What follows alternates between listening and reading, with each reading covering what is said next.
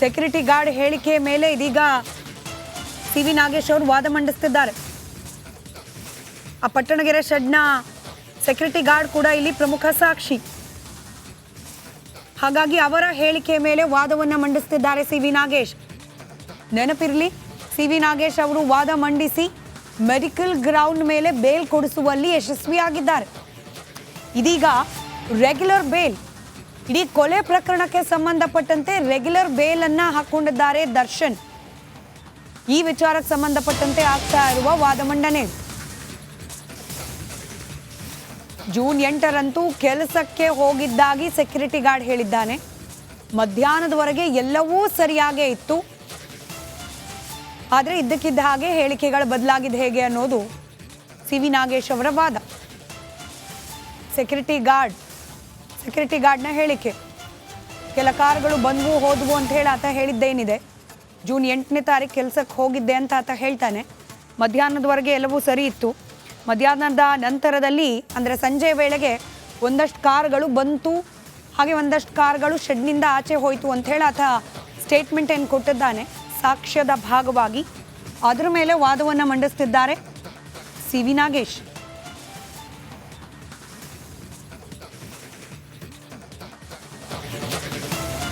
ಪ್ರಮುಖವಾಗಿ ವಾದ ಮಂಡನೆ ಪ್ರಾರಂಭ ಮಾಡಿದ ಸಂದರ್ಭದಲ್ಲಿ ಈ ಕಿಡ್ನಾಪ್ ಅನ್ನೋ ಆರೋಪ ಏನಿತ್ತು, ರೇಣುಕಾಸ್ವಾಮಿ ಅವರನ್ನು ಕೊಲೆ ಮಾಡುವ ಉದ್ದೇಶದಿಂದಲೇ ಚಿತ್ರದುರ್ಗದಿಂದ ಕಿಡ್ನಾಪ್ ಮಾಡಿ ಪಟ್ಟಣಗೆರೆಯ ಶೆಡ್ಗೆ ತರಲಾಗಿತ್ತು ಅನ್ನೋ ಅಂಶವನ್ನು ಸುಳ್ಳು ಅಂತ ಹೇಳಿ ಸಾಬೀತು ಮಾಡುವ ಆ್ಯಂಗಲ್ನಲ್ಲಿ ವಾದ ಮಂಡನೆ ಮಾಡಿದ್ದಾರೆ.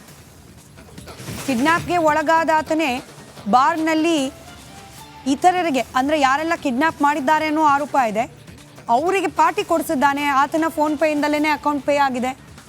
ಇದೆಲ್ಲವೂ ಹೇಗೆ ಸಾಧ್ಯ ಅನ್ನೋದು ಸಿ.ವಿ. ನಾಗೇಶ್ ಅವರ ವಾದದ ಭಾಗ. ಅದರ ನಡುವೆ ತನಿಖಾಧಿಕಾರಿಗಳು ಸಂಗ್ರಹ ಮಾಡಿರುವ ಒಂದಷ್ಟು ಸಾಕ್ಷ್ಯಗಳ ಬಗ್ಗೆ ಕೂಡ ಪ್ರಶ್ನೆ ಕೇಳಿದ್ದಾರೆ ಸಿ.ವಿ. ನಾಗೇಶ್.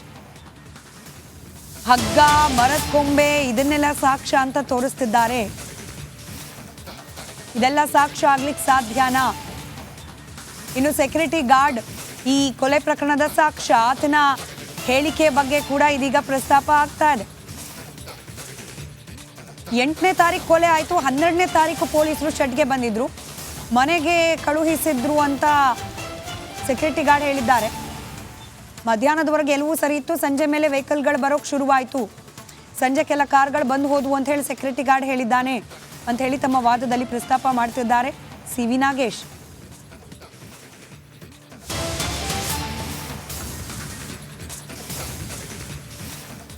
ಪೊಲೀಸರು ಜೂನ್ ತಿಂಗಳ 12ನೇ ತಾರೀಕು ಶೆಡ್ಗೆ ಬಂದಿದ್ರು, 8ನೇ ತಾರೀಕು ಕೊಲೆ ಆಗುತ್ತೆ. ಆದರೆ ಶೆಡ್ಡಿಗೆ ತಪಾಸಣೆಗಂತ ಬಂದಿದ್ದು 12ನೇ ತಾರೀಕು. In fact CV. ನಾಗೇಶ್ ಅವರು ಲೋವರ್ ಕೋರ್ಟ್ನಲ್ಲಿ ಈ ಬೇಲ್ ಅಪ್ಲಿಕೇಶನ್ ಸಂಬಂಧ ವಾದ ಮಾಡುವಾಗಲೂ ಕೂಡ ಈ ಪ್ರೊಸೀಜರಲ್ ಡಿಲೇ ಬಗ್ಗೆ ಪ್ರಸ್ತಾಪ ಮಾಡಿದ್ರು.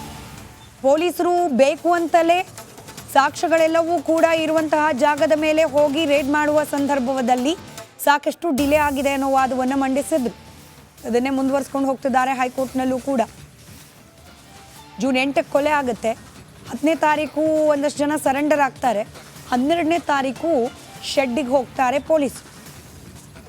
ಎಲ್ಲ ವಿಚಾರಗಳನ್ನು ಸಾಕ್ಷ್ಯದ ಭಾಗವಾಗಿ ಪಟ್ಟಣಗೆರೆಯ ಶೆಡ್ನ ಸೆಕ್ಯೂರಿಟಿ ಗಾರ್ಡ್ ಪೊಲೀಸರ ಮುಂದೆ ಹೇಳಿಕೆಯನ್ನು ನೀಡಿದ್ದಾನೆ. ಇದೀಗ ಹೇಳಿಕೆಯ ಆಧಾರದ ಮೇಲೇನೆ ಸಿ.ವಿ. ನಾಗೇಶ್ ಅವರು ವಾದ ಮಂಡನೆಯನ್ನು ಮಾಡ್ತಾ ಇದ್ದಾರೆ. ಜೂನ್ 12ನೇ ತಾರೀಕು ಆರೋಪಿಗಳನ್ನು ಕರೆದುಕೊಂಡು ಪೊಲೀಸರು ಪಟ್ಟಣಗೆರೆ ಶೆಡ್ಡಿಗೆ ಹೋಗಿದ್ದಾರೆ. ಅಲ್ಲಿವರೆಗೂ ಸ್ಥಳಕ್ಕೆ ಹೋಗೇ ಇರಲಿಲ್ವಾ? ಯಾಕೆ ಹೋಗಿರಲಿಲ್ಲ?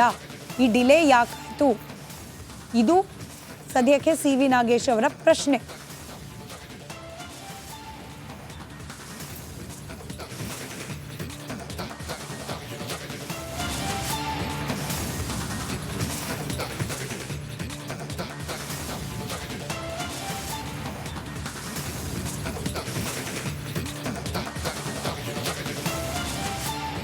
ಕೋರ್ಟ್ನಲ್ಲಿ ದರ್ಶನ್ ಪರ ವಕೀಲರಾದ ಸಿ.ವಿ. ನಾಗೇಶ್ ಅವರ ವಾದ ಮಂಡನೆ ಮುಂದುವರೆದಿದೆ.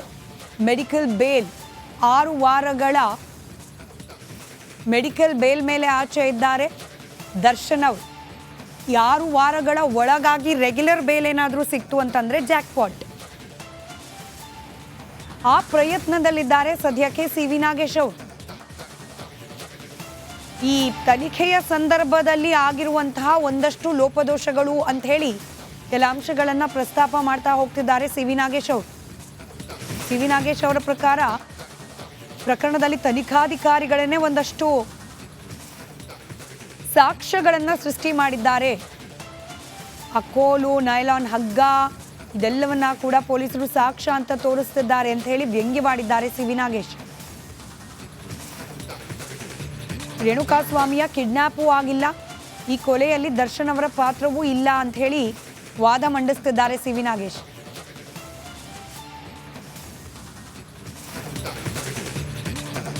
ಜೂನ್ 8ರಂದು ಕೊಲೆ ನಡೆದಿದ್ರು ಕೂಡ ಜೂನ್ 12ರವರೆಗೂ ಪೊಲೀಸರು ಆ ಶೆಡ್ಡಿಗೆ ಯಾಕೆ ಹೋಗಿರಲಿಲ್ಲ ಅನ್ನೋದು ಸದ್ಯಕ್ಕೆ ಸಿ.ವಿ. ನಾಗೇಶ್ ಅವರು ಕೇಳ್ತಾ ಇರುವ ಪ್ರಶ್ನೆ.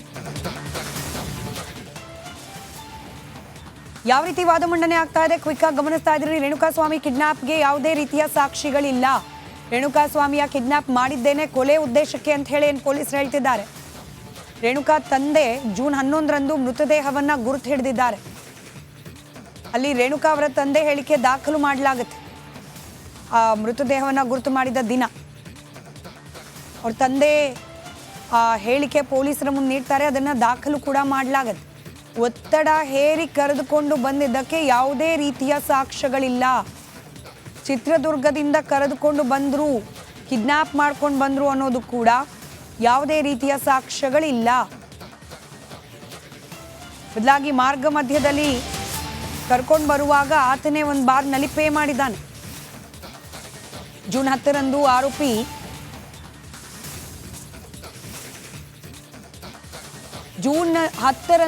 ಆರೋಪಿ ಸಂಖ್ಯೆ 4 ಅವರ ಹೇಳಿಕೆಯನ್ನು ದಾಖಲು ಮಾಡಿಕೊಳ್ಳಲಾಗಿದೆ.